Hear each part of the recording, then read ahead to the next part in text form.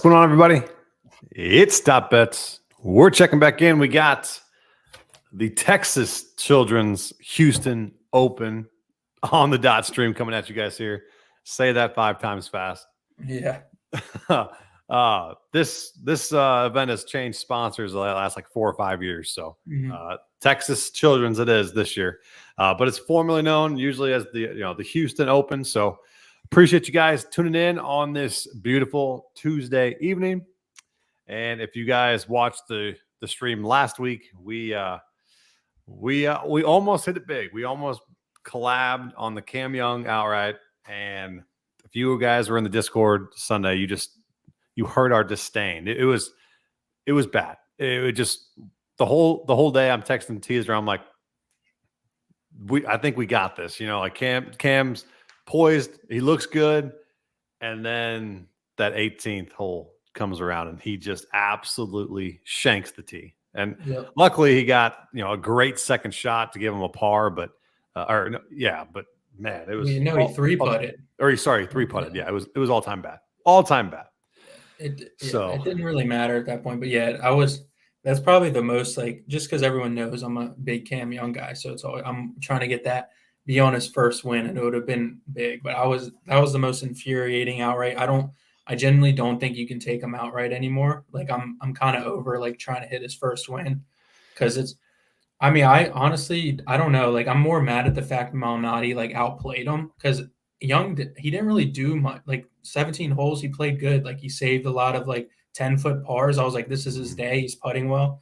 And then Malnati gets that BS drop call on 16, was in the rough and then got moved to the green. So that I'm assuming that was a bogey. Then he sticks it from 230 on a par 3 to 5 feet. So, I mean, fair play. Like, that's what it is this year, 300 to 1 outright. We should have known, right? Peter Malnati all the way. So, what is it, about three or four rookies that have gone outrights this year? I mean, it makes a lot of sense. It really does. When you go and you see all the talent at LIV, it gives these rookies opportunities to compete. And maybe that's what we got to start doing. Sprinkle a little bit more outrights with the longer odds. I mean, I just would have never been on Malnati last week. Just never. Yeah, it's actually it's kind of a good point because like the LIV thing, because like not all the best players did go, but like honestly, if you look at it, the guys who actually went. Like Neiman would always steal a couple wins. Rahm's always winning. Dustin Johnson. Yeah, like these guys, JT, Xander, Cantley, they don't even win anymore. So it's like they're just giving opportunities to these long shot type guys. So you would think they would take advantage of it with the weaker field, but no, they're not. Yep. All right. Well, that was enough ranting for last week's. That was really, really wanted that. Yeah. And my matchups last week were just a little bit subpar. I don't know what was going on with it. It just you'd pick somebody and like, for example, I did Keith Mitchell over Seamus Power in the last day. And I was like, wow, okay, Seamus is absolutely, playing horrific. And then I look at Keith Mitchell's card. I'm like, oh my God, it's like +8 to +7. I was like, how does this happen? So that was horrendous. I didn't expect that from Mitchell either. But no, I was all in on Mitchell kind of getting that dub besides Cam Young. So I would have bet very, very good money on both of them. So all right, well, if you guys have never tuned in, this is the first time tuning in. Appreciate you guys. We briefly just talk over the event this week of the Texas Children's Houston Open. We'll go over some of our outrights that we're looking at, some of the matchups, and some placement bets that we're looking at as well. Nothing official. We always put out our full cards to our subscribers. You can get all my premium plays, round by round matchups in the link below, and you can get all of teasers, VIP, and the Bet with the Boys Discord. Make sure you guys check those out, and we will have our free cards out also on Wednesday evening. If you're on YouTube, hit that thumbs up and show some love. If you guys are here, love to hear from you guys in the comments. If you guys have any questions over this Texas Children's Houston Open, which as we lead it off here, you got Scotty Scheffler right now as a +260 favorite. So that tells you right then and there, what kind of tournament it's going to be. I personally, how I always roll with Scotty Scheffler, I basically just do not play him any prop wise. Very rarely do I play him in DFS. It's just there's just zero value, and I'm a guy that tries to seek out some high risk value there, and with the chalk of Scotty, more than likely not going to get to him this week. But if you want to go ahead and take a plus 260 favorite, go right ahead. But that's just not up my alley. What do you think, Teaser? You know, it's funny. There's actually, I know there's a tournament matchup this week. It's the field minus 425 versus Scotty Scheffler plus 275. That's ridiculous. Yeah. So you get a little value there, 275 on that matchup. Oh my gosh, that's I mean, he obviously with the strength of the field, he should roll, but I just no way I can take him. So yeah, I mean, I'm sure he gets another top 10, but I don't know. But they have played at this course the last several years, I think. So we have some good data on it, and I think overall we have some good course history to go by. What are some attributes that you're looking for this week, Teeter? Yeah, the course, I think this is the third year they're using it. It's called the Memorial Park course or golf course. It's really just oversized greens, tight surrounding runoff areas. That's kind of what makes it up. I think there's a lot of like creative shots you kind of have to hit. So it really just rewards an all-around type player. Strong ball striking. Got to have kind of a reliable short green with, Texas wind. Back in Texas, going to be pretty windy. And then driving distance is another key here. So really just the course comps. Importance on bogey avoidance. I do believe like the leaderboard will be kind of closer to par this week. I guess maybe like low teens, maybe I guess around that. So it's not going to be a birdie fest type scenario. I think it's kind of PGA National and Quail Hollow type. It kind of rewards long iron players and, just a good all around week throughout the bag. And then really just some key stats. Obviously ball striking. Bogey avoidance is key. Driving distance was another one I kind of looked at. And then proximity from like 175 to 200 plus is another big one. This plays like the course last week where it's weird, where it has 3 or 5 par 3s and 3 par 5s. So it's going to be one where you kind of have to attack the par 5s and kind of, hold even around the par 3s because they're going to be tough 200 plus par 3s. So really, birdie opportunities are few and kind of far between here. So you kind of have to take advantage, like I said, when you can. So just one player I'm going to highlight this week, kind of do that from now on each week, is almost had it last week with Cam Young, but I'm not going to go bold and say he's going to win, but I do like Sahith Theegala this week. Just like a little tidbit we always look at. He does live in Houston now, so that's, one of those little things. He's kind of familiar with the area. Course fits, he does kind of fit his game. He always has creative shot making to kind of navigate the win. And then obviously he's above average driving distance. So I believe he played here once last year. I think he got a top 20. Theegala? Yeah. He has a 61st and a 22nd. Okay, so 22nd. But yeah, I think obviously he's been playing well this year as well, coming in with at the Players. He had a sneaky top 10. Arnold Palmer, another sneaky top 10. Kind of, and then WM, obviously he always plays well there with the top 5. So, last 4, he's had 4 top 40s, or last 5 events, he's had 5 top 40s. So he's been coming in, playing really well. So yeah, just kind of, it's also another thing, these next 2 events, kind of everyone's getting their feet wet for the Masters, who's in it. So it's just kind of just like take it kind of low these 2 weeks and just or place a couple outrights, maybe a couple placements, but not going to look too deep into it. It's going to be,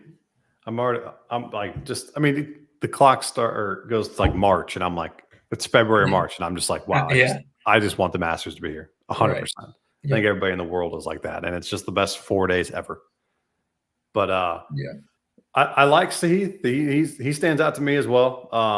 The cover boy, Wyndham Clark. You can't go against him. I feel like right now he's just playing unreal golf. We got Willie Z back in after a missed cut, so I kind of want to see how he bounces back from that from last time out.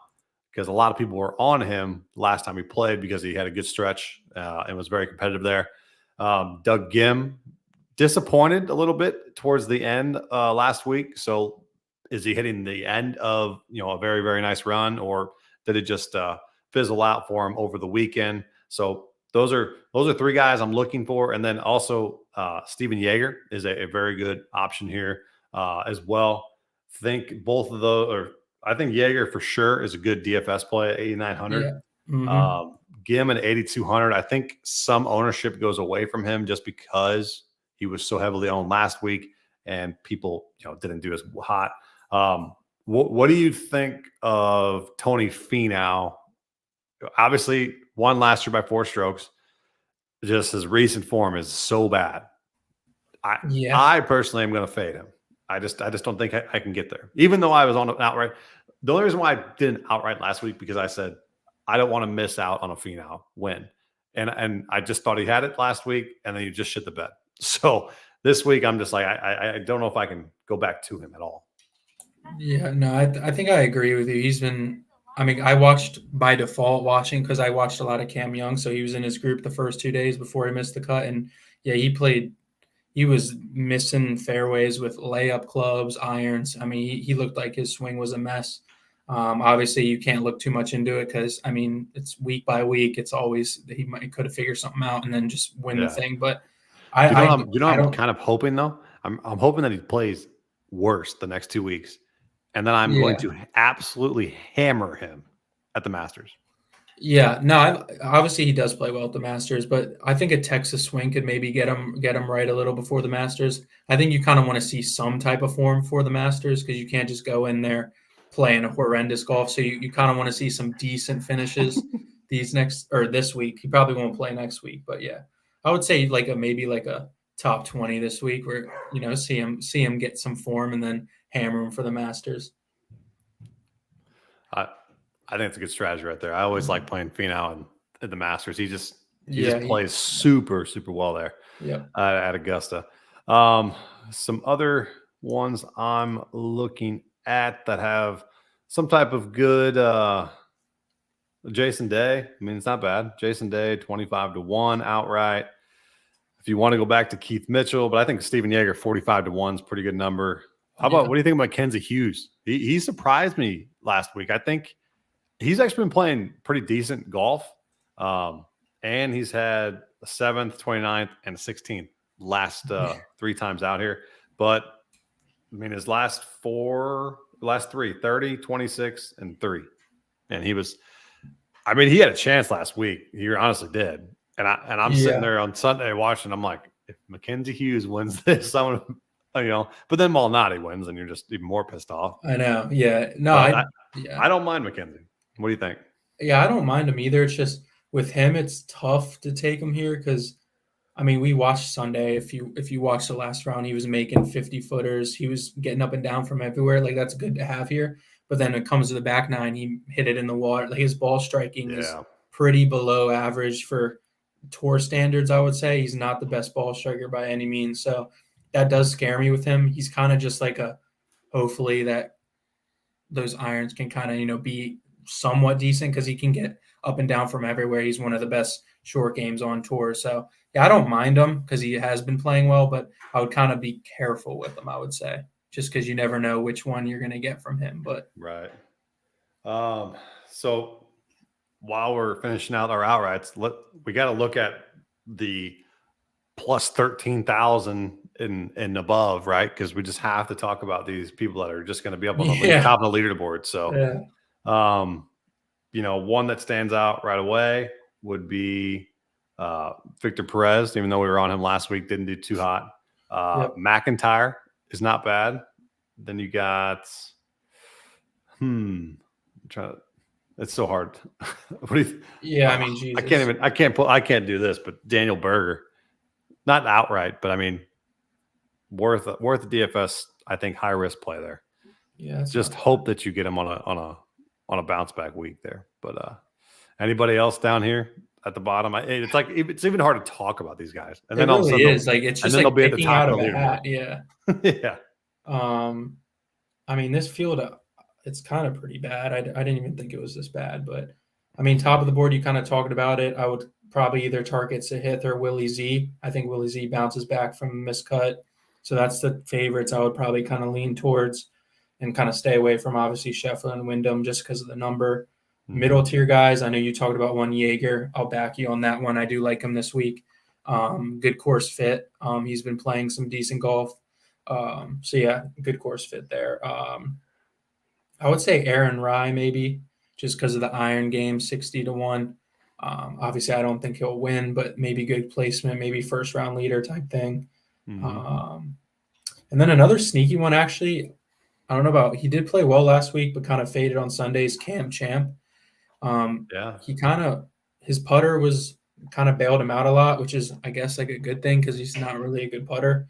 But, yeah, he's another one that kind of the ball striking a little bit with irons is a little sketchy there. But, yeah, just going down the list here, I mean, him maybe – yeah, Jesus, I don't know who else. Ryan Moore's been playing good. I mean, yeah, that's about it for me.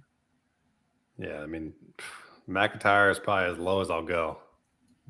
It's tough. Yeah, it's tough to get up there. Looking at some top 20s real quick. Jason Day plus 115. Keith Mitchell plus 150. Jaeger plus 190. I like Jaeger. Favorite bet to me actually is, besides Jaeger's, Mackenzie Hughes plus 200 there. Doug Gim plus 220. But I think there's some good value for the top 20s. Probably won't touch the 40s this week unless somebody, in the next couple of days surprises me and pops me and says, okay, yeah, that's a good number for the top 40. But I'll probably just stick with the outrights and the top 20s. And then for a one and done, who would be your guy here? Sahith, you think? Yeah, I think honestly Jaeger to be different maybe and be risky could be one. Obviously you probably won't use him anywhere else the rest of the year, so that would be good. Sahith, I would say, is mine, like you said. I think that's obviously a little more like less risky, I would say. I don't know. Sometimes he's a little off and on, but yeah, I think I would say Thigala maybe to grab like a top 20 or something. I don't know if he's going to win, but yeah, my last 2 weeks I have missed the cut with Justin Thomas and Sam Burns. So I'm in deep trouble with my one and done, and I need to hit like 4 outrights in a row like we did last year. So shoot, that's what I was hoping. Maybe Cam Young start a little trend, but couldn't do it. We'll get hot. It's still early. Yeah, I'll say that midway through. Still, yeah, we'll be in June. My guy would probably be, to probably be safe. Wyndham Clark, if you haven't played him yet. Yeah. But a Thigala I might pull a Jason Day out too.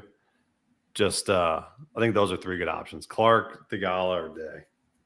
I wouldn't use Scotty if you haven't used him yet. It's nice to have a plus 260 winner, but he's got to really, really win to pay off. Yeah, I would probably use him for a signature event, to get more money when he wins. But I probably should have used him for Arnold Palmer, but Yeah. All right, so let's go to some tournament matchups and then our round matchups to see if we got anything. Wyndham Clark minus 180 over Willie Z. That's pretty deep there. Mackenzie Hughes over Bo Hostler. There you go, minus 110. Jaeger over Knapp. You got minus 130 there for Steven. Then you have the field minus 425. There it is for Scotty plus 270. It's so wild. That's absolutely insane. Thigala minus 130 over Jason Day. Of course, they pinned those two together. Yeah, I don't even know if I like any of these, to be honest with you. I really don't. Maybe Willie Z for value, but that's honestly it for me. I don't know. Like Jaeger, but it's either I play Jaeger placement or matchup. I don't like doing both, but yeah, they don't have I don't think they have round matchups out yet. So yeah, they don't. But no, I think my favorite would be Mackenzie Hughes over Bo. I think that's a good one. Minus 110 over Bo. Yeah, I don't hate that one. Finau over Siwoo Kim if you think it's a Finau week, but I don't like that. Tough. If you like Doug Gim this week, plus 100 over Patrick Rogers, I am not a fan of Patrick Rogers, so I would be a fan of Doug Gim there. Sam Ryder's been playing good golf. He snuck in there for me last week, and then Ben Griffin. I think Ben Griffin's ass. So if you want to go Sam Ryder over Ben Griffin, go right ahead. if you want to sweat that one out. Yeah. But yeah, nothing that's like dire have to bet. But I think those are some good spots there. Do you? I don't mind the Ryder when he's been playing really well. So, do they have first round leaders up? Let me see. I don't. They might. Round finishing position, yeah. End of round. They do, yeah. One. Yeah, these are just crapshoots. Yeah, I don't really get too much into these, but I mean, yeah. Yep. So, all right. So, if you got any additional questions, hit us up on X at .bets at Bet with the Boys. If you do have any one and done questions or any additional DFS outrights or whatnot, always feel free to reach out. Do you have any final thoughts you want to say before we get up and out of here? No, man. Hopefully we can grab an outright this week. I'll probably be a little less this week on the placements and matchups, but no, I'm just looking forward to 2 weeks. Like you said, man, I can't wait till it gets here at this point. Yeah, this is the good old bankroll management here. Allocations are lower for these types of events. And get your bankroll right for the big one in a couple weeks. So we will get up and out here. If you guys have any additional questions, reach out. We appreciate you guys tuning in each and every week. And we'll be back next Tuesday with another stream. We will let you guys know. And then 2 weeks from tonight, we will be going over the good old Masters, which that might be like a 4-hour stream. We'll see. Most predictable tournament, man. I'm telling you, I love it. Great to bet. All right, guys. We'll appreciate you guys tuning in. We'll see you.